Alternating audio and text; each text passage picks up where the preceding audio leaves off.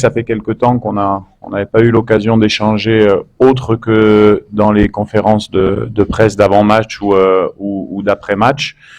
C'est vrai que c'est important de vérifier ces informations. Vous le savez, vous êtes plus compétent que moi sur ce métier de communication, mais on voit et on lit beaucoup de choses malheureusement qui ne sont pas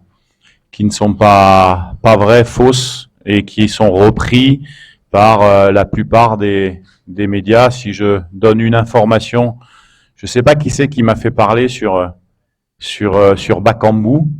Tout le monde l'a repris, de Top Congo à tout le monde a repris cet échange, qui était un échange complètement faux. C'est un exemple. Alors oui, on a eu à échanger avec Cédric, mais après on n'a pas réagi par rapport à ça.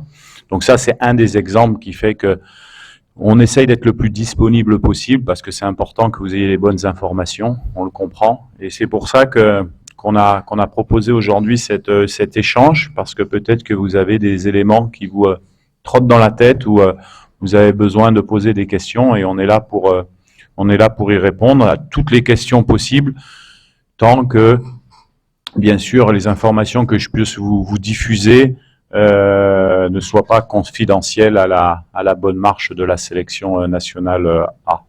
La troisième question, c'est au niveau de Cédric, c'est ça, hein? Ok, voilà.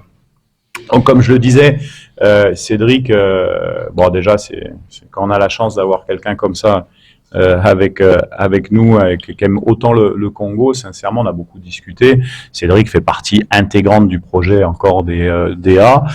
Maintenant, il est en train de revenir dans son club, d'emmagasiner les performances. Il a besoin de temps, il le sait, on en a discuté, il fait tout, hein, Cédric, pour revenir à son meilleur niveau.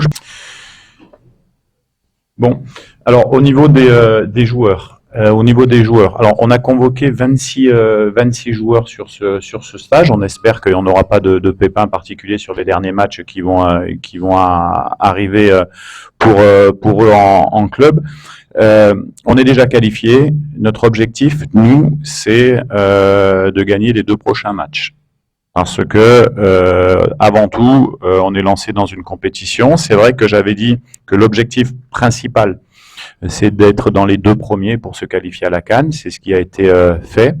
Et maintenant, en tant que compétiteur, on se remet des objectifs de points, et on aimerait effectivement gagner ces deux prochains matchs.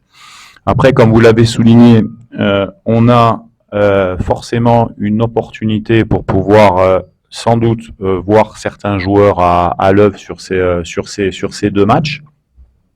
Donc il est évident que sur ces 2 matchs, on peut s'attendre à ce que y ait un peu de modification de joueurs, ou en tout cas des joueurs qu'on souhaite voir un peu plus que d'habitude.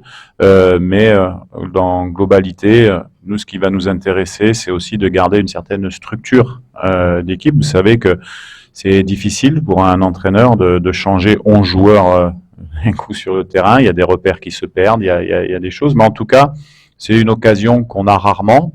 Derrière, on enchaînera sur des dates au mois de mars, qui seront des dates Coupe du Monde très importantes pour nous, où les tests, on ne pourra pas les faire.